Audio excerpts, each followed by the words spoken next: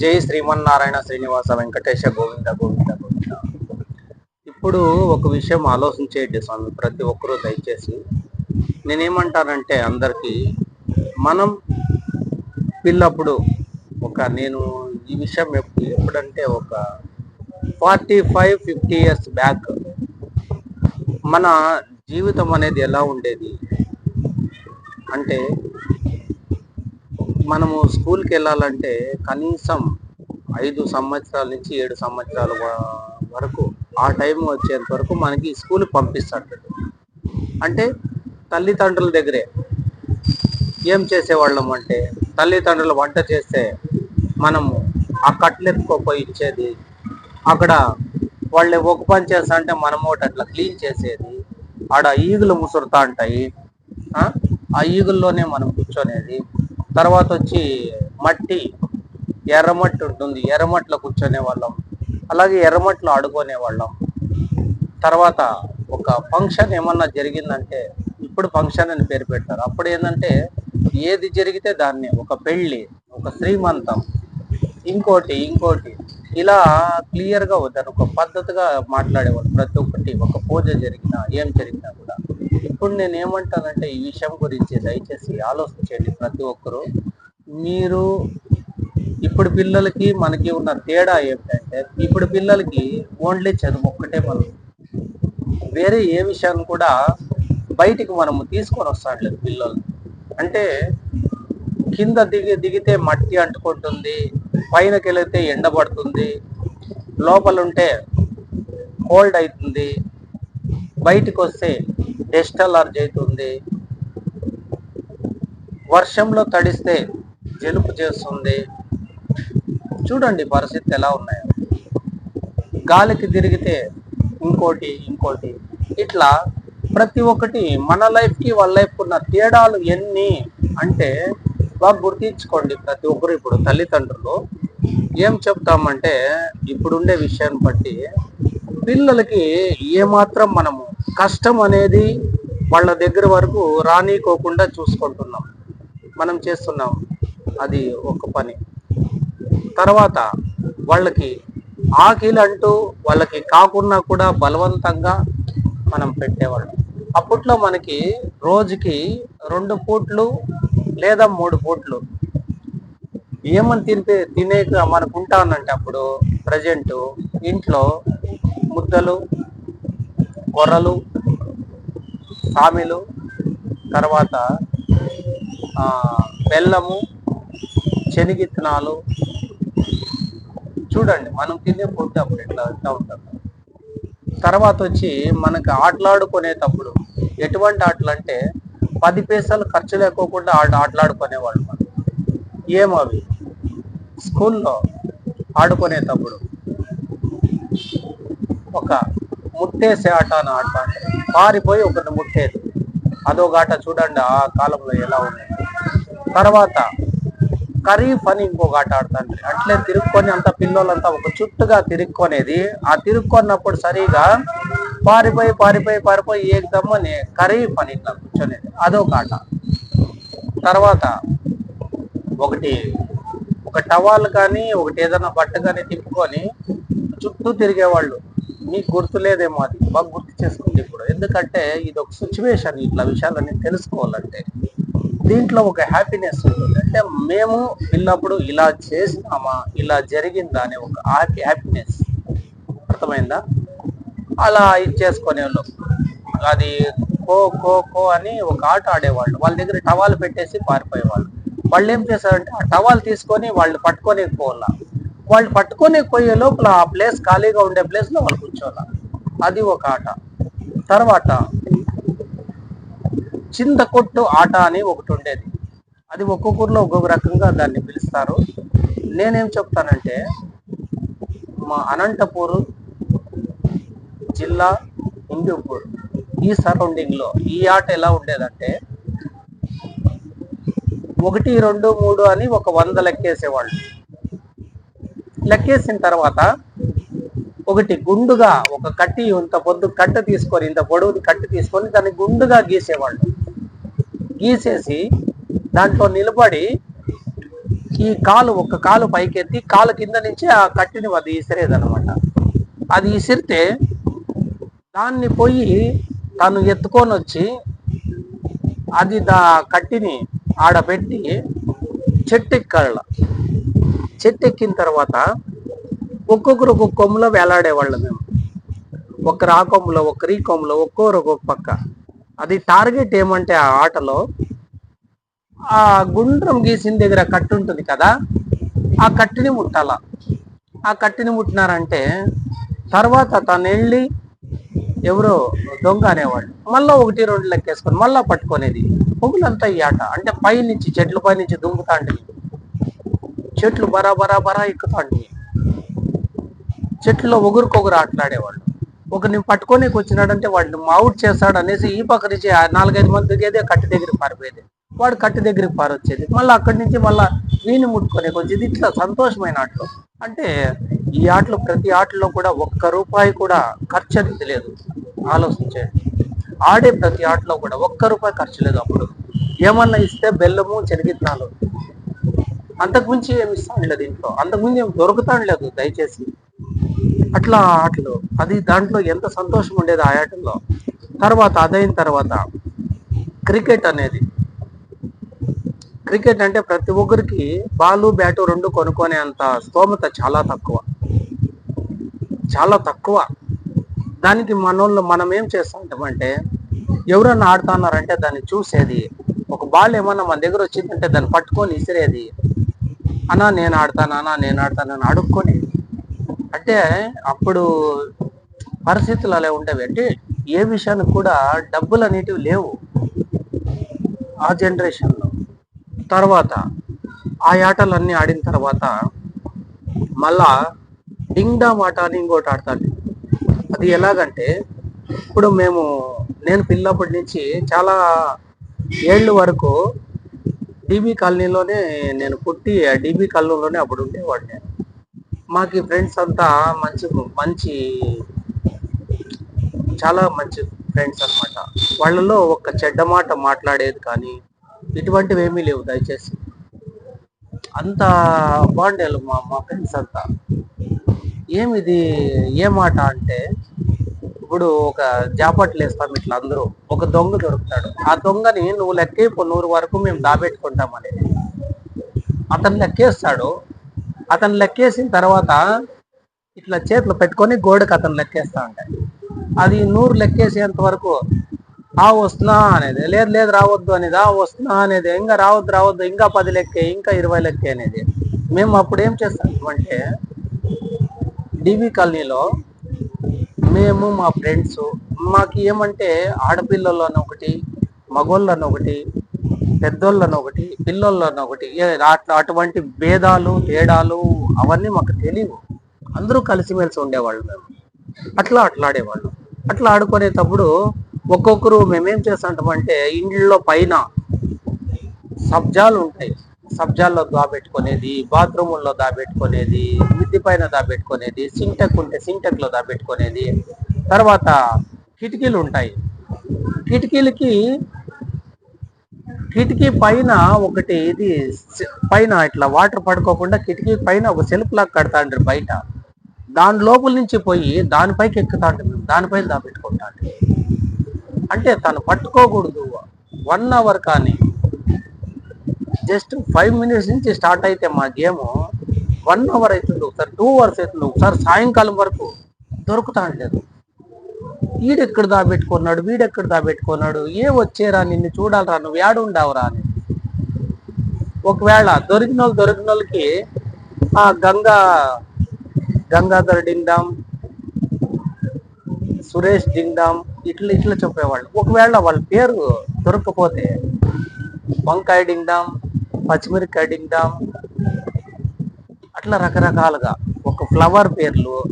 అంటే అప్పుడు హెల్త్ అనేది ఎంత హుషారుగా ఉండే, ఆరోగ్యం అనేది ఎట్లా వాడుకుంటాం అనేది. ఆ ఎర్రమట్టిలోనే ఆడుకునే వాళ్ళం. ఆ కొత్తగా కట్టే ఇంట్లో దాబెట్టుకునే వాళ్ళం. తర్వాత ఆ ఇసుకలో బొమ్మలు చేసుకునే వాళ్ళం. రకరకాల ఆటలు అవి. మాకు ఏదన్నా కొంచెం ఖర్చుతో కూడింది ఆట ఏదన్నా ఉంది అంటే సైకిళ్ళు బాడికి తీసుకొని తొక్కేవాళ్ళు. అప్పుడు అది అది ఒక పెద్ద ఇది మాకు.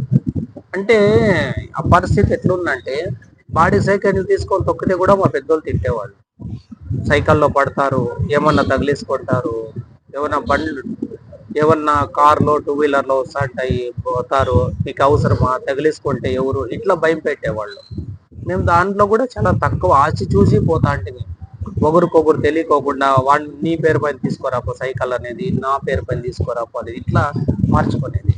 అట్లా అట్లా అట్లా అంటే మా లైఫ్ తరహా చాలా ఎంజాయ్గా ఉంటాయి. కాకపోతే మాకు ఏమంటే ఆకలి, కష్టము, బంధుత్వము, తల్లి తండ్రి ప్రతి ఒక్కటి ఇటువంటి విలువలు తెలిసేవి మాకు. ఆకలి ఎంతసేపు ఆకలైనా కూడా ఇంటికి పోయేళ్ళు అన్నం తినేది, బయట ఎక్కడ అన్నం తినేది వేరే వాళ్ళ ఇంట్లో కూడా సామాన్యంగా తినం. ఎందుకు అదొక ఇది. తర్వాత ఇంటికి ఎవరైనా బంధువులు వచ్చినారంటే వాళ్ళని ఖుషీగా మాట్లాడేవాళ్ళు. ఏం మామ ఎప్పుడు వచ్చినారు, ఏమత్త ఎప్పుడు వచ్చినారు, ఏమన్నా ఎప్పుడు వచ్చినారు, ఏం పెద్దయ్య ఎప్పుడు వచ్చినారు, మా ఇంటికి పెద్దయ్య వచ్చినాడంట ఏ అని కేకలేసుకొని, మా ఇంటికి మా అత్తలు వచ్చినారంట ఏ అని కేకలేసుకొని అంత సంతోషపడేవాళ్ళు మేము అప్పట్లో. అంటే ఒక బయట ప్రపంచంలో బతికే విధానాన్ని అప్పుడు ఆటోమేటిక్గా అది తెలిసింది. ఎట్లుందంటే నువ్వు అంగడికి పోయి ఏమన్నా తీసుకోరా అంటే సైకిల్ తీసుకొని మేము సీటు పైన కూర్చొని తొక్కుతాడు లేదు, బార్ తొక్కుతారు అంటారు, కత్తిరి తొక్కుతారు అంటారు. బార్ అంటే ఒక కడ్డీ ఉంటుంది ఆ సైకిల్కి, ఆ కడ్డీ పైన కూర్చొని గర గర గర గర పోయేది, ఆ వంకాయలు తీసుకునేది, టమోటాలు తీసుకునేది, లేకుంటే ఒక కాఫీ పొడి తీసుకునేది అలా వచ్చేది. అప్పుడు పాల ప్యాకెట్లు అనేవి చాలా వరకు లేవు, పాలు ప్యాకెట్లు అనేవి లేవు. అప్పుడు మొత్తం శ్రీకంఠపురం నుంచి ప్రతి ఒక్కరు పాలు తీసుకొని టీబీ కాలనీకి, నానేప్ప నగర్కి, తర్వాత రహ్మత్పురంకి, కొన్ని ఏరియాలకి బజార్కి అంతా తీసుకొని పోయేవాళ్ళు అప్పట్లో. అంటే ఆ లైఫ్ అట్లా ఉండే. సామాన్యంగా నాకు తెలిసి వస్తే గిస్తే ఒక ఏదన్నా ప్రాబ్లం వచ్చిందంటే చిన్నగా అంటే ఒక జ్వరం మాకు లేదు, దగ్గు పడిశం జ్వరం, ఇంకా ఏదన్నా ఇంకొక హెల్త్ ప్రాబ్లం అంటే వామిట్, మోషన్, కడుపు నొప్పులు ఇవి కూడా చాలా తక్కువ. ఎందుకంటే అంత హెల్తీగా అంటే ఒక రోజు ఒక చోట ఉండేవాళ్ళం కాదు. కాళ్ళలో చెప్పులు ఉండవు, నిక్కర్ తప్ప వేరేది లేదు, హాఫ్ లాక్ తప్ప వేరేది లేదు. మకం పద్దన గడిగినామంటే సాయంకాలం వరకు ఇంకా ఉండదు, ఛాన్స్ లేదు, తల దువ్వేది ఉండదు. రఫ్ అండ్ టఫ్, ప్రతి ఆట రఫ్ అండ్ టఫ్. ఏం చేయాలన్నా కూడా అంటే లైఫ్లో ఆ బతికిన విధానానికే ఈరోజు మాకి ప్రపంచంలో ఇప్పుడు చదువుకున్న పిల్లలకి, జాబులు చేసే పిల్లలకి, తర్వాత ఇంకా ఇప్పుడు కూడా చదువుతాండే పిల్లలకి వాళ్ళ సొసైటీలో వాళ్ళు ఉండే దానికోసము మేము ఉండే దానికోసము చాలా తేడా ఉంది ఇప్పుడు ఉండే పరిస్థితిలో. ఎందుకంటే ఆ పిల్లప్పటి నుంచి ఒక్క చదువుకే మమ్మల్ని పరిమితం చేయలేదు, ఒక్క ఆటలకే మమ్మల్ని పరిమితం చేయలేదు, ఒక కష్టానికే పరిమితం చేయలేదు. లైఫ్లో అన్ని ఆల్ గడియారంలో ముళ్ళు ఎలా తిరుగుతుందో అట్లా ప్రతిదీ మాకి తెలిసేది. ఒక బంధుత్వం తెలిసేది, అభిమానం తెలిసేది, అనురాగం తెలిసేది, పెద్ద చిన్న అని తెలిసేది, ఉండేవాడు లేకుండేవాడు అనేది మాకు అవి తెలుగు. డబ్బు అనే విషయాన్ని చాలా వరకు అప్పుడు దాన్ని పెద్దగా ఎవరు దాన్ని ఆలోచిస్తా ఉంటారు. ఒకరింట్లో ఎవరింట్లో కాఫీ చేస్తారంటే ఇప్పుడు కనీసం అంటే కాఫీ ఆల్రెడీ కాఫీ వాళ్ళ ఇంట్లో చేస్తారంటే ఆ కాఫీ తాగే దానికోసం పొగులంతా వాళ్ళ ఇంట్లో పనిచేసేవాళ్ళు మనసు. వాళ్ళ ఇంట్లో కాఫీ తాగొచ్చిన ఎవరు వాళ్ళ నుంచి చేసింది వాళ్ళ ఇంట్లో కాఫీ తాగొచ్చిన అది ఒక పెద్ద ఇది. పొలంలో పనిచేసే వాళ్ళు చేస్తారంటే మామూలుగా దాని గురించి చెప్పకూడదు, నేను చెప్పే అంత వయసు నాకు లేదు, అంత కష్టపడేవాళ్ళు. ఒక్క మనిషి ఎవరన్నా చనిపోయినారు అంటే అది ఒక వింత, అవునా, పలానా ఊర్లో చచ్చిపోయినారా, ఏమైంది, ఎన్నేళ్ళు, మినిమం 100 ఏళ్ళు ఉంటాండ్రు అప్పుడు. మేము పిల్లోళ్ళు అప్పుడు 100 ఏళ్ళకి లోపల చనిపోయే వాళ్ళు లేరు మేము చూడంగా. మాకు ఆ తప్పట్లు కొడితే భయం అయ్యేది పిల్లప్పుడు. తప్పట్లు కొడితే ఎవరో చచ్చిపోయిన వాళ్ళు ఎత్తుకుపోతున్నారంట అనేసి దాబెట్టుకునేది. మా సౌండ్ వినేకే భయపడతాను. అంటే అది మాకు చాలా వింత. ఆ కొమ్ము వేస్తారు, ఆ కొమ్ము ఇస్తే అది కూడా అంతే మాకు వింత. శవం తీసుకోపోతారంటే మాకు ఒక భయం. ప్రతిదీ ఒక హద్దు. పెద్దోళ్ళతో మాట్లాడే దానికోసం తల ఉంచేవాళ్ళు. ఎక్కడ పెద్దోళ్ళకి ఎదురుపోయే వాళ్ళు కాదు దయచేసి. తల్లి తండ్రి కానీ, మామ కానీ, అన్న కానీ ఎవరన్నా వాళ్ళు ఈ రూట్లో వస్తున్నారంటే ఆ రూట్లో మేము వచ్చేది. వాళ్ళు ఆ రూట్లో వస్తున్నారంటే మేము సైడ్లో ఏడన్నా దాబెట్టుకోవటానికి వాళ్ళు వచ్చేంత వరకు. అంటే మనిషికి విలువ అనేది ఎంత ఉండేదని కొద్దిగా ఆలోచించేయండి. మనిషి ఆరోగ్యం అనేది ఎంత బాగుండేదని ఆలోచించేయండి. ఆ రోజు అన్ని కష్టాలు పడిన దానికోసం పొద్దు మేము ఏమంటామంటే, మాకి తల్లి, తండ్రి, భార్య, భర్త, పిల్లలు, ఒక సంస్కారం, ఒక కష్టం, ఒక ఆకిలి, ఒక మనిషికి అభిమానించే విధానం, ఒక మనిషిని దూషించేకి తొందరగా నోరు రాదు. ఎందుకంటే ఎవరితోనూ మేము ఎక్కువగా శత్రుత్వం పెట్టుకునేవాళ్ళు కాదు దయచేసి. లైఫ్ అట్లా ఉండేది. ఇప్పుడు ఎట్లయిపోయిందంటే పిల్లల పరిస్థితి చాలా దీంట్లో. దానికోసం మనం బతికిన లైఫ్లో మన పిల్లలకి ఏదో ఒక విధంగా మన పాత ఆచారాలు, మన పాత పద్ధతుల్ని ఆ పిల్లోలకి తీసుకొని రావాలా అనే ఒక చిన్న ఆలోచన. వాళ్ళలో ఒక కష్టం తెలపాలా, వాళ్ళలో ఒక అభిమానం తెలపాలా, వాళ్ళలో కొన్ని లైఫ్ చేంజ్ చేసుకోవాలా.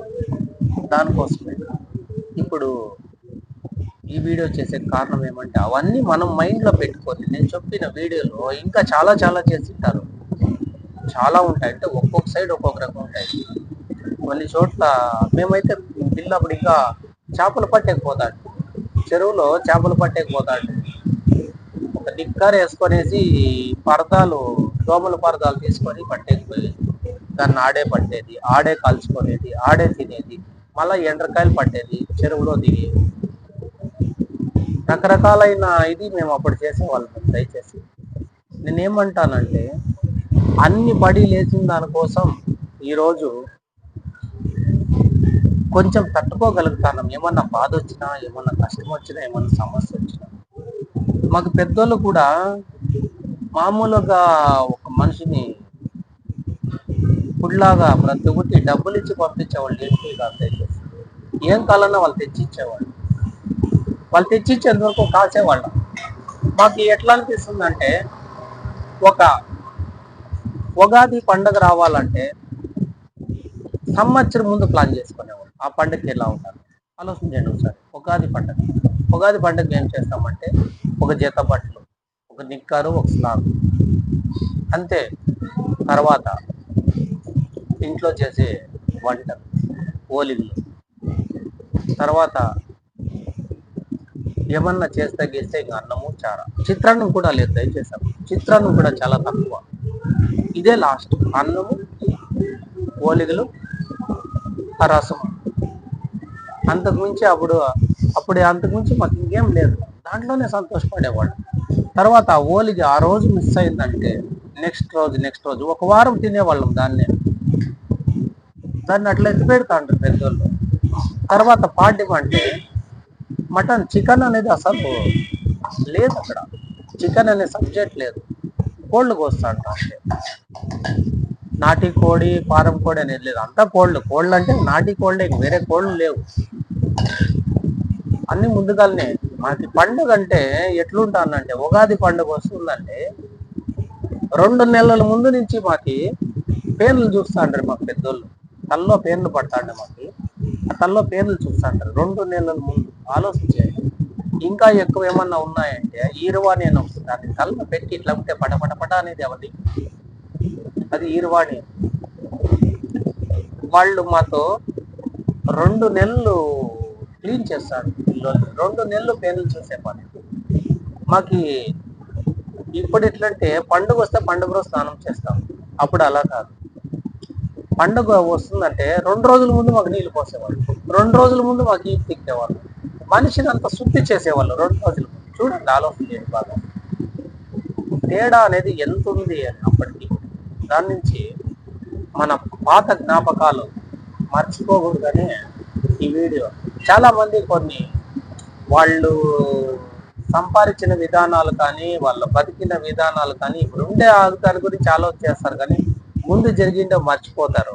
దాని నుంచి దాన్ని జ్ఞాపకం పెట్టుకునే దానికోసం, దాన్ని గుర్తు చేసుకునే దానికోసం ఈ వీడియో.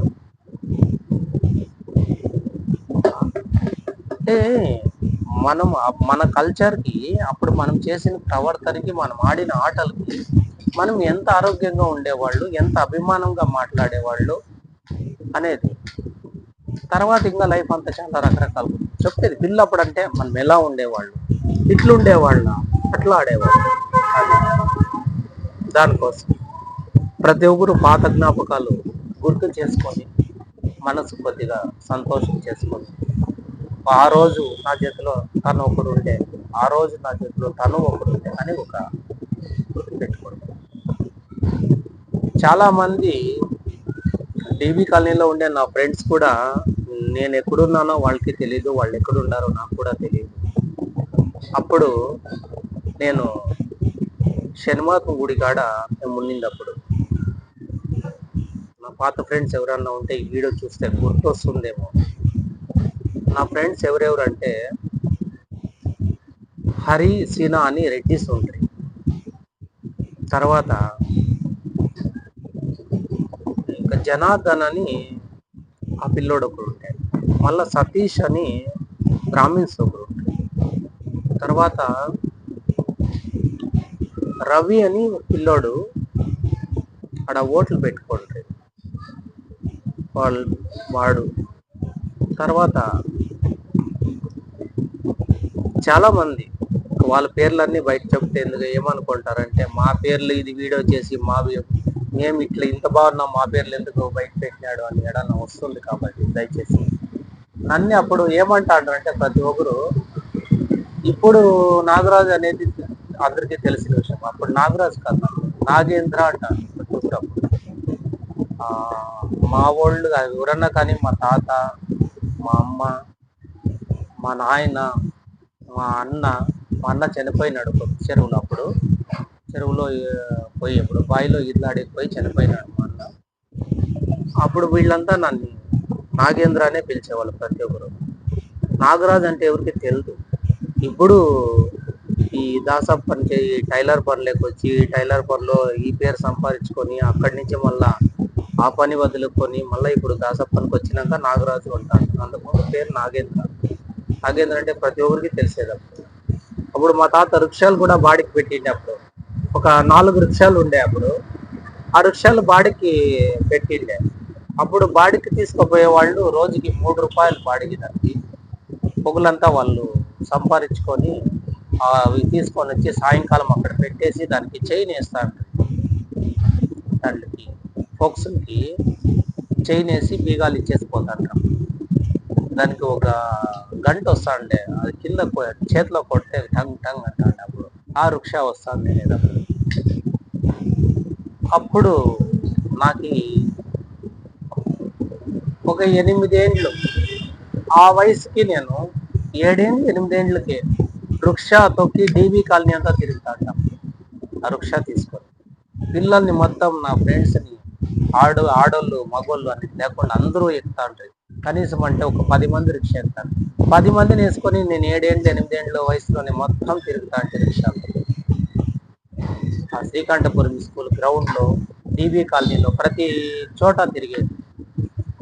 ఆ ఇయర్ వచ్చేసి ఎంత ఉంటుందంటే 84, 85 ఆ మధ్య నుంచి ఉంటుంది. 84, 85 ఆ మధ్య నుంచి నేను 93, 94 వరకు డీబీ కాలనీలోనే నేను ఉండే.